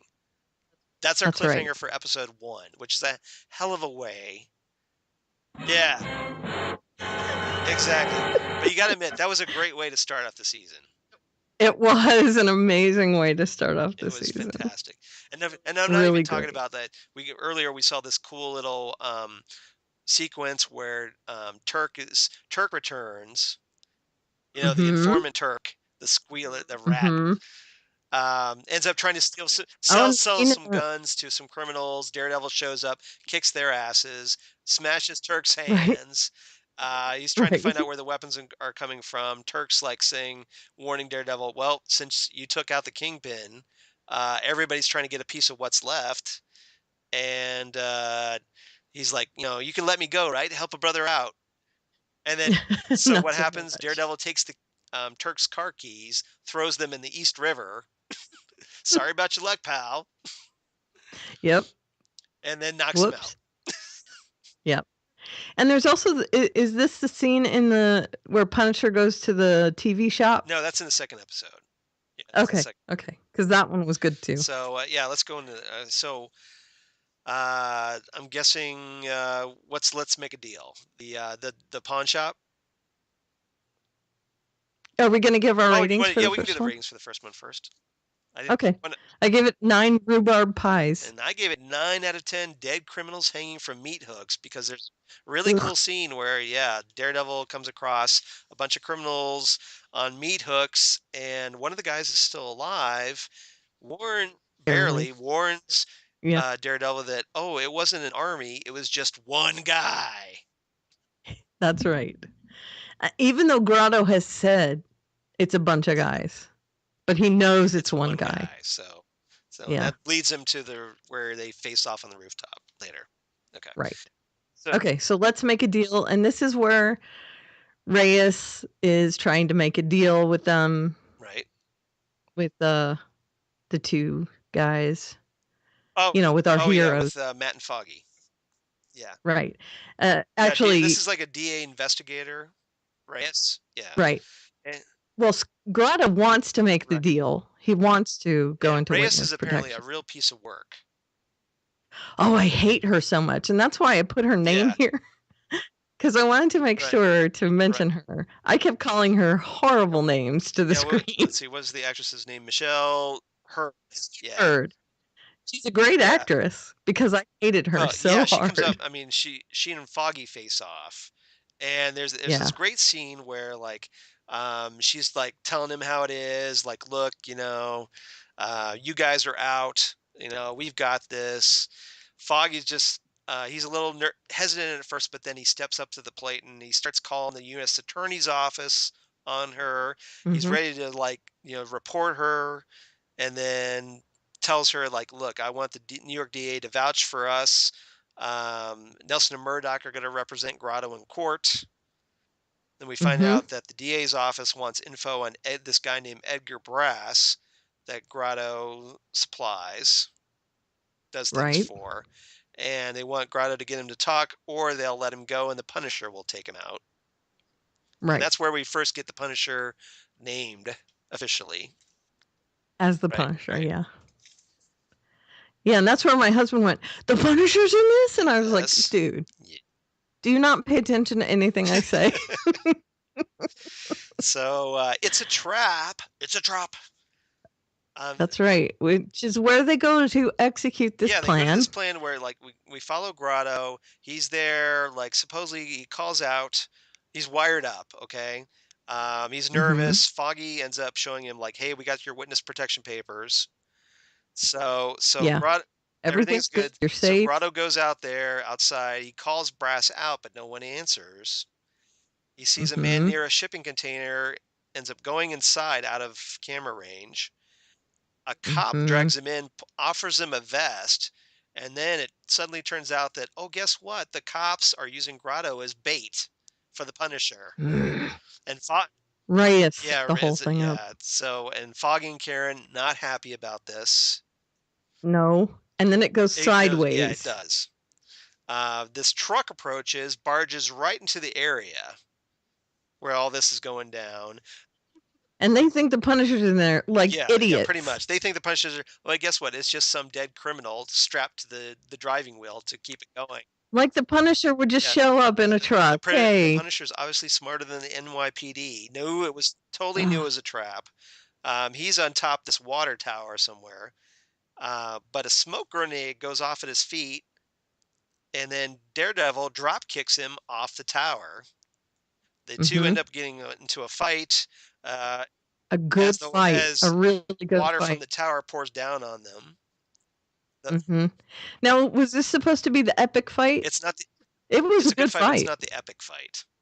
There's still more because the Punisher gets shot in the shoulder before throwing himself and Daredevil through the roof down to the ground below. The two face one another, and this is when the Punisher notices that noises affect Daredevil. And this is after they're stepping on this glass. is after we find like that cliffhanger from the first episode. We find out we didn't really get into this, but Matt wakes up. He's got kind of a concussion, I'm guessing from the gunshot that kind of grazed his head or hit off his helmet and cracked his like cowl. And so he's got kind of a concussion going on, which really screws him up. For a while there, he loses his hearing, and it freaks him out. But then it comes back. And the glass is really doing a number on his ears. So the crackling of the glass under their feet. The Punisher notices that noises are affecting Daredevil, which I'm sure will pay off later. And then Foggy shows up with the cops at the scene. The cops declare the area is clear, but guess what? Daredevil and the Punisher nowhere to be found. Are gone. And if you notice, when you look down into there's like scrape marks where the Punisher has dragged his feet through the glass. It looks like he's actually like moved the glass a long way to really mask, to make a lot of noise, to mask his movement. Disorient Matt in the process. Right. So I'm guessing he did that to distract him, and then he grabbed him and ran. I'm guessing he knows a guy as a reference to none other than Melvin Potter. That's Gladiator, who we get a little bit more of a tease as the Gladiator because he pulls out that circular saw blade. Mm-hmm. and he's all ready to use it. Mm-hmm. But then he's like, "Oh, okay, I guess I won't use it for now." Yeah. Right. So And he has to reassure him, yeah, I know I told you I'd leave you alone, but yeah, come on, do a guy I'm a still gonna look solid. after your girlfriend and all Right. this. Daredevil wants Melvin to look at his helmet and to repair his costume. Melvin's like, "Dude, I'm gonna have to like make a totally all new helmet, but if it's ready tonight, it won't be enough to keep you safe. So it's gonna take a couple days Right. And after this, he goes out in a hoodie. for a little bit, and then when he Right. And he goes to an apartment and I think it's great. There's this dog yeah, barking at him. And all he does is he goes to this food bag that's sitting right there next to the barking right, dog. And he feeds the and then dog. all of a sudden the dog's his best friend. It's like, dude, the Punisher hasn't been feeding me. Right. It's the Yeah, simplest solution. way to appease a guard dog Yep. ever. So it was Yep. fantastic. So Okay. that was pretty good. An amazing Yeah, it was, episode. And that scene was a great fight scene. I love the fight scenes in it the was show. great. Yeah, it was great. Apparently we're gonna get more because we got to see Daredevil chained up, which apparently Oh, is a reference to the Punisher series by Garth Ennis and Steve Dillon. Yeah, well, yeah, a little bondage going on. Yeah, I'm okay yeah, with yeah. that. But that's coming up. So yeah, so it's they did an issue, I think it was issue 3 of a 12-issue maxi series by Ennis and Dillon. And issue 3, I believe, was the this Daredevil versus the Punisher. And I where probably have that yeah, series so you might want to because I have a lot you of Garth might Ennis want to stuff. reread it before next week's episode. Do you I'm think? guessing. Should I spoil I'm myself? going to. Well, you don't know, but I think it's going to be referenced. So Okay, just saying. I'll try and hook myself up with But it. I'm sure oh, I one have it other thing I somewhere. forgot about this episode, real quick, that Karen showed up at Matt's apartment and kind of hinted that, like, dude, yeah, I was waiting for that. I missed the Karen. There she She is. needs to be a little louder. She's a little quiet. I'm Okay, sorry. but she kind of hints that she knows something's up with Matt more than just drinking. That the Right. excuse that Oh, yeah, that's Foggy right. gave her, but And she says if you ever need to talk to yeah, I'm someone. here when you're ready. Yeah, and she says she knows it's something else because of all the bruises and everything, and it's not just him walking into furniture. Yeah. So she's hinting that she knows he's up to something. Mm-hmm. But and that's these were smart. a couple great episodes. Really enjoyed them, especially the first episode. Mm-hmm. So I'm kind of curious what your rating is. Okay, as you know, I gave the first one 9 rhubarb pies just to go back and compare and contrast. I gave the second one also 9 costume fixers. Very nice. And again, I gave the first episode 9 dead criminals hanging on meat hooks. And the second episode, I give 8.5 out of 10 broken water glasses, which is a reference to when Matt drops the water glass, and he doesn't hear it shatter. No, he doesn't. And this is after his, normally great coordination fails him. Right. So yeah, right. He's obviously got a concussion. There's something going on there. So yeah. Yep. So yeah, and Michelle Hurd. It's gonna be really hard to not do just one episode next week, right? Yes, it is, but we're going to have to. All we're gonna have time to review is just one episode because all the DC shows are back. So we're gonna have a busy week. Sorry we kind of rushed through this episode, but it's been an hour and 49 minutes. So I guess we hadn't rushed too much. No, we didn't actually. If we didn't rush, we would be here like 3 hours. So what's our feedback? Okay, I'll play it. Hi, Karen and Charles. Supergirl was really super this week. I give it 9 out of 10 fallen heroes. Kara went from a little girl's hero to a true mean girl, and the acting was absolutely phenomenal. This is our third color of kryptonite being explored in the series. I looked it up, and there is a lot more, doing a whole variety of things. So I'm wondering if the series will take time to explore all the different types of kryptonite and the effects that they have on Kara, on humans, and even on inanimate objects. The article I was reading about kryptonite claimed that red kryptonite makes Kryptonians weaker, but I didn't see any evidence of this in the show. Kara even managed to turn peanuts into weapons. I don't think she was weak. Sean John really will do anything for the Danvers sisters, even if it means showing his true identity. I know that we were told that he has had daughters, and now he sees Alex and Kara as surrogate daughters. But I'm going to be very interested to get more backstory on this. A backstory on what caused him to make a vow to forever protect the Danvers sisters. Kara has a lot of relationships to mend, and I think her relationship with National City will be the one that takes the longest. Bruce Wayne has left Wayne Manor. I found this to be the most interesting part of this week's Gotham. I think exploring the streets with Selena and seeing what is truly going on in Gotham will help give Bruce a new perspective that will start shaping him into the man that he is destined to become. I am loving Lucifer. That show is so much fun. I wonder if the wing colors mean anything. Because Lucifer is supposed to be the devil cast out of heaven, but his wings are white. And Amenadiel has black wings, but I was under the impression that he is still a regular angel who just happens to be patrolling hell right now because Lucifer is gone and somebody has to watch the gates so demons don't get out.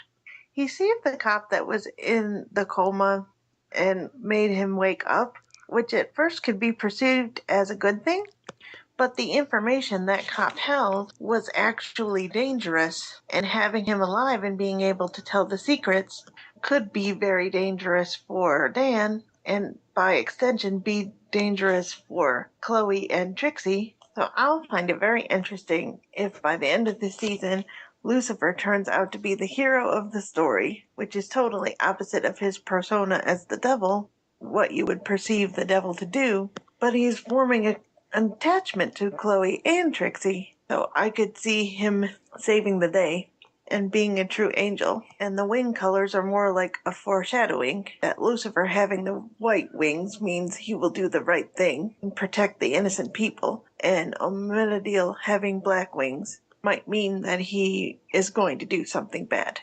It looks like Talbot and Coulson are going to be able to work together after all on S.H.I.E.L.D., but Hydra going to put all the powered people in one spot to allegedly all live in peace?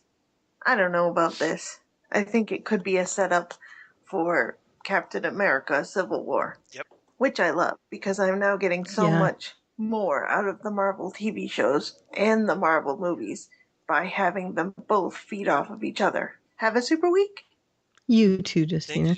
Yeah, what do you think the deal is with the wing color on Lucifer? It's interesting because they kind of did something with that on Constantine, where like the good angels had the white wings, and then all of a sudden when they become evil, their wings turn black. Right. But with Amenadiel, he does have the darker wings. Do you think it's just based on skin color? That's what I'm thinking. Me I too. don't think it. Because he's a good angel, supposedly. Yeah, remember, Lucifer is the devil. Right. So if anybody's going to have the black wings, it would be Lucifer, right?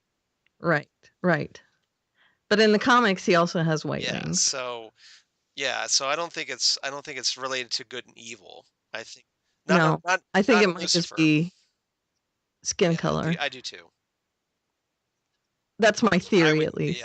We might find out something else. Who knows? We could be told something totally different. Because Amenadiel's white in the comics, right? Yes. If I recall correctly. And he has white wings. Yeah. So they didn't have anything to go on except for the fact that he has white wings. They thought it would look weird with having a black character with white wings. With white wings, yeah. So it's just aesthetic, I think. So too. Yeah. At least that's my thought. I wouldn't read too much into it. I wouldn't either. It looks awesome, though. Whatever Yeah. it is. I can't wait to see Mazikeen with a real face, though, Yes, which I is mean we kind of got that little tease in the mirror reflection, but I want to Mhm. I want to see full face, like or Right. full half face. Yeah, I'm thinking that since he's dumped Yeah. her, that she's not going to be able to keep that glamour That's an interesting on. theory. Because the only reason she has it is because she's with him But in the human unless she realm, can right? shapeshift. I don't know. I don't We'll know find either. All right, Yeah, we so will. Okay, so if you want to send feedback, yeah, so send feedback. You want to give our addresses, or do you want me to do it? Okay. I'll do it.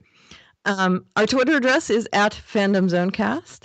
You can find us on Facebook at facebook.com/FandomZonePodcast. Please give us a like, And because we were at 63, now we're back down to 62, and I'm kind of puzzled why.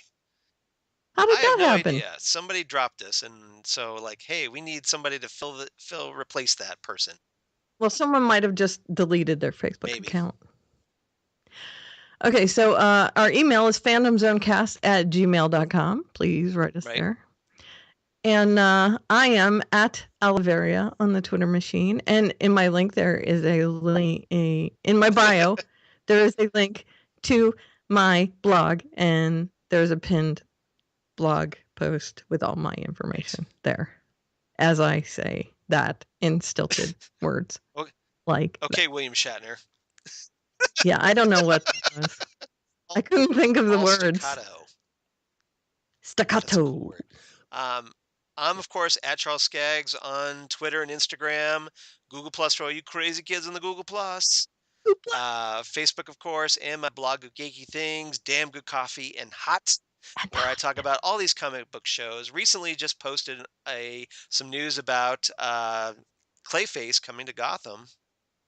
Yay! So got the casting news on Damn Good Coffee. Want to check it out? Awesome. I can't wait. Yeah, more villains. Yes. Oh, the Mad Hatter's coming too, supposedly. Excellent. So I'm looking forward to that because I really like the Mad Hatter. I like all of Batman's villains, really, and I like that the Batman villains are actually on Batman. Crazy. And they're not on Arrow. It's like we have to show them before Arrow claims them all. Right. Right. So next week, another huge episode. I think we have like 9 shows next week. Yeah. Plus one episode of Daredevil. Well, I think that includes one episode of Daredevil, but all the DC shows are back. So crazy. Yeah, it's gonna be. We're gonna figure out how we're gonna get through this, but we'll get through it. We will. Well, it's only gonna be like 5 or 6 more weeks, and then it'll be down to us deciding what we're gonna do with our summer. I think we're covered because Fear the Walking Dead's gonna be on, and Preacher's gonna be on because Preacher starts up in May. So there's 2 shows right there for the summer. Excellent. And we'll still have a few more Daredevils to go. So we're gonna have 3 shows at least minimum for a while.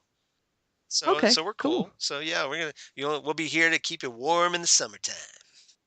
That's right. Or cool in the summertime. We'll be cool in the summertime. But we'll heat things up in the summertime.